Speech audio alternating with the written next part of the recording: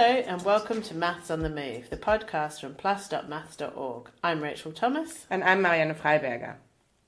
We continue our mini-series leading up to the European Congress of Mathematics this year, which happens in July in Seville, in Spain. In this episode, we will hear from the mathematician James Maynard. So the European Congress of Mathematics is held every 4 years, and as well as being held in a different European location and hearing from many of the brilliant European mathematicians about the work they're doing, they also hand out a range of prizes.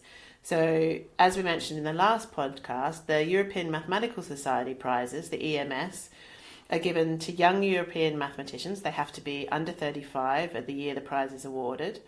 And what's really interesting that we noticed is that many of the winners of the EMS prizes shortly afterwards go on to win a Fields Medal, which are awarded at the International Congress of Mathematicians. Now, the Fields Medal is one of the most famous prizes in maths. It's awarded to people who are under 40 for work that they've done, and it's probably one of the best known prizes in maths.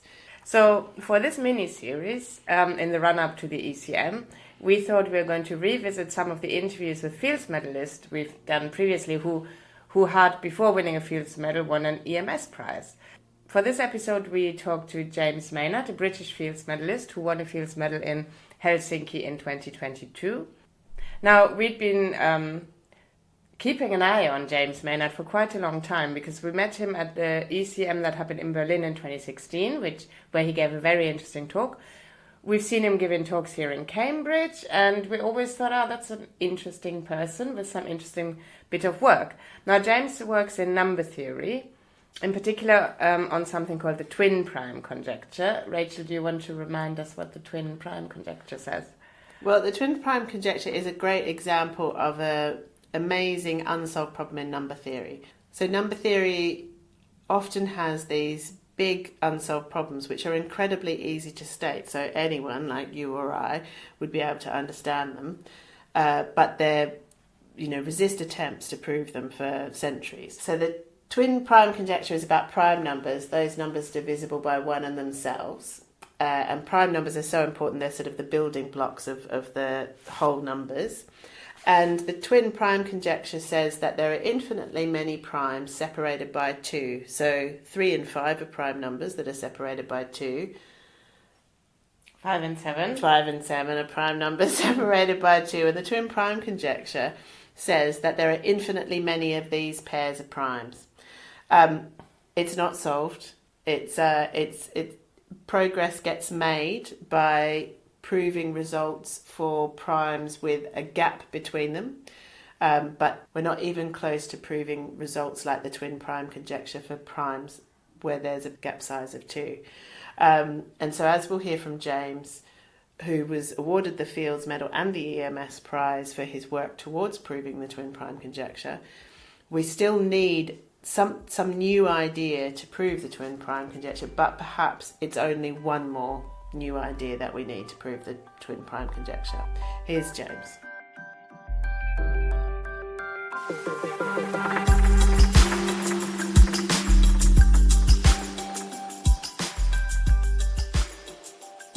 Can you tell us what attracted you to working in the area? Yeah, so it's the fact that number theory is full of these very basic, simple to state questions in mathematics that on the one hand feel totally fundamental. Some of these are questions that the ancient Greeks asked themselves thousands of years ago. But then the amazing thing is that these totally fundamental questions have remained unsolved for hundreds or thousands of years. And so it's this combination of really basic fundamental questions that are still somehow very mysterious and often need a very elaborate and complicated and beautiful theory to try and understand them. So it's this combination of feeling like there's these very fundamental questions that somehow we still don't understand even now. When were you first drawn to it? What was the sort of first interaction you had with number theory that drew you to it? It's very difficult to say. That I remember I've always been interested in sort of numbers and multiplication since I was a young child, and Yeah, therefore number theory has almost always had a sort of slightly special status in my mind, even before I sort of formally learned or taught any number theory at all. That I remember when I was applying to university, they asked you to put down some sort of areas of mathematics that you particularly like, and I put down number theory then, even though I hadn't had any courses in number theory, because it's not really part of an A-level. It was just that I'd done independent reading and I was fascinated by it then. So there's no concrete individual time when there was a sort of a big phase transition or a light bulb moment when I thought this is really the thing for me. But on the other hand, it's sort of almost as far back as I can remember, I've always been interested in questions related to number theory, even if I didn't know the name number theory at that time. We were really pleased when we saw your name on the list, because we really enjoyed having had the chance to meet you before and report on your work. And it's been really interesting because we've sort of seen, I guess it's given us a little bit of an insight into the progress that you and your colleagues have made over the last decade towards the twin prime conjecture. Can you tell us a little bit about the twin prime conjecture and what progress has been made over that time that you've been involved with it?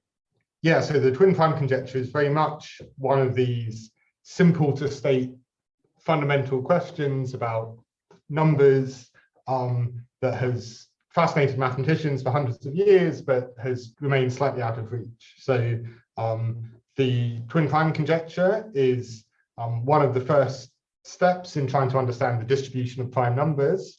And so this is looking at how close together prime numbers can possibly be. So every prime number which is bigger than 2 is an odd number. So the closest possible two odd numbers could be together is 2.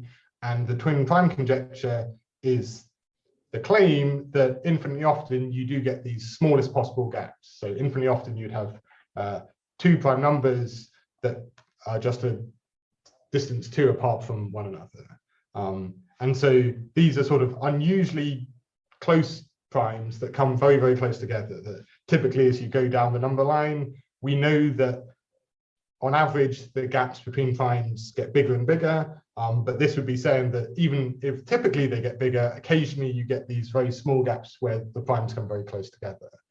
Okay, so that's maybe telling you a bit about the twin prime conjecture. And the second part of your question was asking about the progress which has been made on the twin prime conjecture.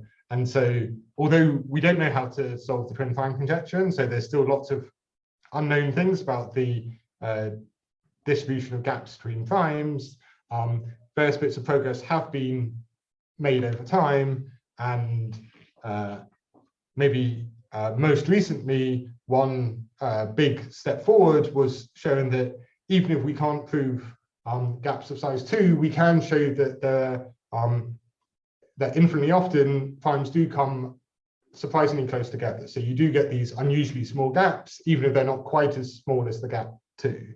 And so it was a big breakthrough around 2013 when Yitang Zhang showed that there's, regardless of how far along the number line you go, even when the typical gaps are really, really, really big, you do occasionally get these clusters of primes that come very close together. And so you get these pairs of primes, and he showed that infinitely often you get pairs of primes that differ by no more than 70 million.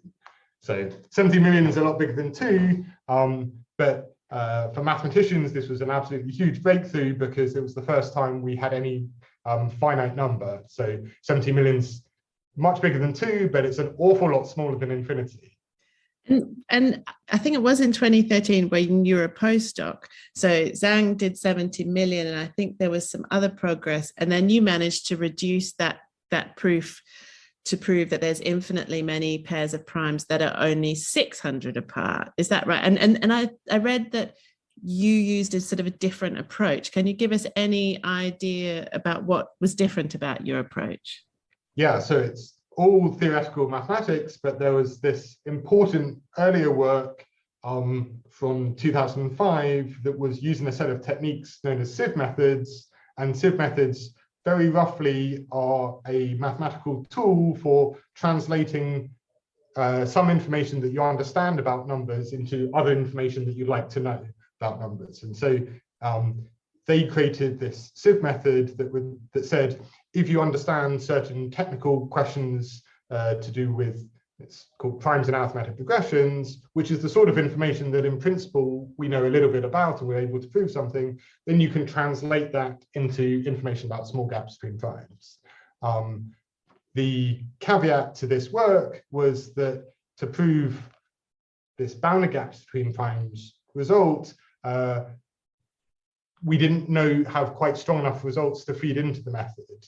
And that was the breakthrough that Yiteng Zhang proved. He showed that he proved very strong results about prime numbers that you could feed into this method. And as a consequence of this earlier work, you then got this result about primes different by no more than 70 million. And the key modification that I did was I modified this sieve method that's translating the information. And so rather than improving the input to the method, I changed the method itself that became more efficient at turning one type of information into another. And it meant that actually we needed much weaker input information to get a result about bounded gaps between primes. And so it was this more efficient translation that was the key idea behind my work. And that correspondingly allowed me to get an improvement in the final gap because I had this more efficient way of translating different types of understanding about prime numbers. Since then, we've been able to sort of push the numerics of the method a little bit more. And so now I think the world record is that there are infinitely many pairs of primes that differ by no more than 246. But as well as just this sort of leaderboard for who's got the smallest number, there have been a few other applications that are maybe more technical results to do with the distribution of prime numbers. And so these sieve method ideas have turned out to be useful in other contexts as well. Okay, good. And finally, so when do you think the twin prime conjecture will be proven? It's a very good question because I feel that we're still at least one big idea away from proving the twin prime conjecture. But I feel that maybe we're only one big idea away from proving the twin prime conjecture. That something like the Riemann hypothesis feels much more out of reach, that I feel that we don't have a way of getting started. Whereas with the twin prime conjecture, we clearly need some big new idea, but maybe it's just one big new idea that's not so different from some of the things that we already have. So it's always a bit of a fool's game to kind of guess a specific time. And I remember one person, I think Andrew Wiles, said that sort of from a statistical sense, you're most likely to be, on average, you'll be, when you're asked about an open problem, you're probably going to be at some point in the middle of how long the problem's been open for. So therefore, you should maybe guess the length of time that the twin prime conjecture has been open for the length of time for it to be solved.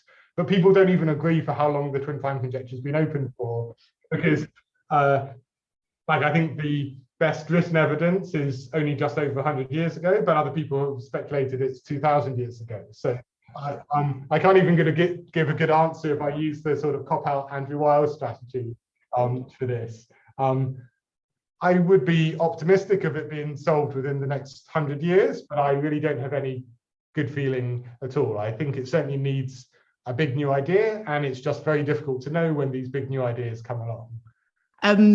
And I guess, I mean, we just wanted to ask you, I mean, I know you've had, significant recognition already in your career, but what's the experience of winning this like for you personally? Like, what does it mean for you? Obviously, it's amazing, and I'm delighted that I've had this recognition because, it's very much a recognition from the wider mathematical community.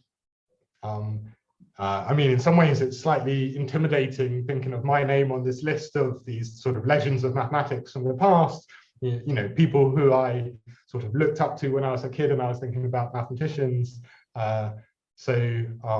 It's certainly quite surreal in that way that suddenly I'm going to get this sort of huge honor that you don't sort of necessarily think of yourself as someone doing that when you like to sort of sit at your desk and play around with mathematical problems all day long. yeah, obviously it's fantastic, but yeah, I also sort of don't really know exactly what the consequences and things will be, because certainly my impression is that people who win this become a little bit more of a spokesperson more widely for mathematics. And I'm certainly very keen to, continue spending most of my day doing day-to-day research. But I'm sure, yeah, people will look to me for leadership in a certain way that that will require me to sort of adjust a little bit to the consequences of this as well. That was James Maynard talking about what it feels like to get a Fields Medal, and also the idea of having to combine your research with having become a spokesperson for mathematics. Stay tuned for more interviews with EMS prize winners in the run-up to the ECM. Thanks for listening, and bye for now.